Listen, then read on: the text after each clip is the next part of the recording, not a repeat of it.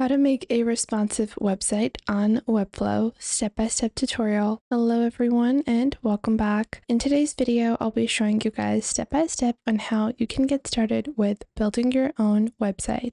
Now we're going to be using Webflow, and the best part about using Webflow is that it is available for free. They also have their basic plan, CMS, and business plan. Their pricing starts at $14 and goes up to $39 for their business plan. The best part about using the free version is that you can create 2 pages, 20 CMS collections, and 50 CMS items, and you have your own free webflow.io domain. So let's get started. To get started, simply head on over to webflow.com. Click on Get Started, it's free, and then you can proceed with your sign up. I'm going to be signing up using Google for a quick and easy sign up. And once I have entered my Google account, I can proceed with my dashboard. Now over here, this is what your dashboard is going to look like. So this is my general dashboard, and this is one of the sample websites that I have created. Now keep in mind that if you ever create a website and you're not satisfied with the way you've created it, you can also proceed with deleting or leaving it as a draft, and you can proceed with a new project later on. Now on your top, you are going to have a marketplace, and you can go into templates over here. And you have multiple different types of templates. Let's say I want to make a portfolio website, and then I can filter these out. So I have different styles, types, as well as free only. So I can only view the free templates. Now I want to create a very simple portfolio as a makeup artist. So I want something that's simple and easy to customize. And I think this looks pretty nice, although the color scheme is not something I would go for. I can obviously customize that. Or maybe this one. So I'm going to go with this one, and I can click on view details. Then once you pick out a template that you like, you can preview this in your browser or preview it in Webflow. This allows you to see the full website and be able to understand if this fits your particular needs. If you are satisfied, you can click on use for free. And once you click on use for free, you can get started with the Webflow site builder. Now you can always get started from scratch. That comes down to your personal preferences, but we're going to click on create site and then click on the title. And then we're going to rename this into Lily Davis.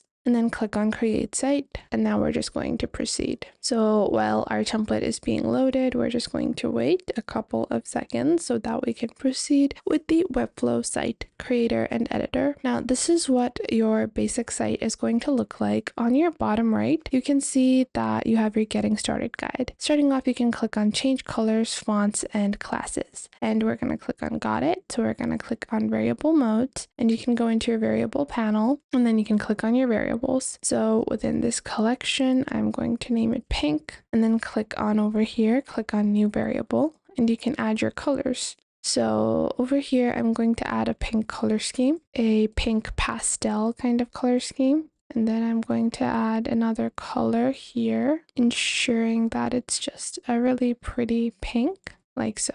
And then I can go back. Then I can proceed with replacing the images. So you guys can see that these are the images that are already added. I can simply click on delete, but that would actually delete the entire section. So what you can do is that you can select the image, whichever one you want to change. And then on the left, you will find your hero image. And I'm just going to show you guys. And then you can click on the gearbox icon, then click on replace image. Once you do that, you can browse some of the images uploaded, or you can simply click on the top left cloud icon. Once you do that, you can proceed with uploading your own image that you want to use. Let's say it's this one over here, and then I'm just going to proceed and upload my own images. Now obviously you can upload as many or as little as you want. I'm going to quickly rename this and then open. My file name does have longer character names, so for that reason it's not going to allow me to directly upload. So I'm just going to quickly change the name of my file, and then I'm going to go back and proceed with my upload.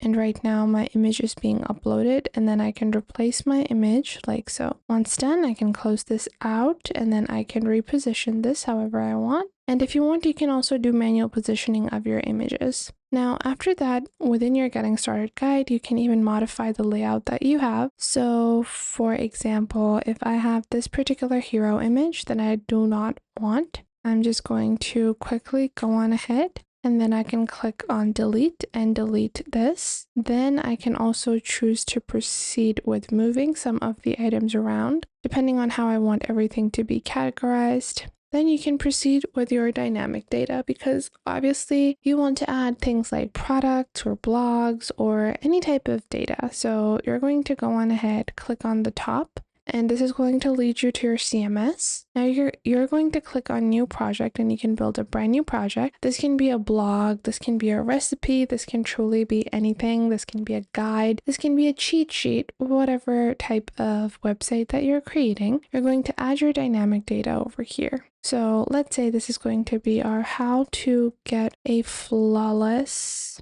base. And then my project details, images, all of that can be added over here. Whatever I want to add, the service, featured, so on and so forth. Once you have proceeded, you can link your data into your direct website. So you're just going to go on ahead, click on over here, and then you can proceed with adding your dynamic data.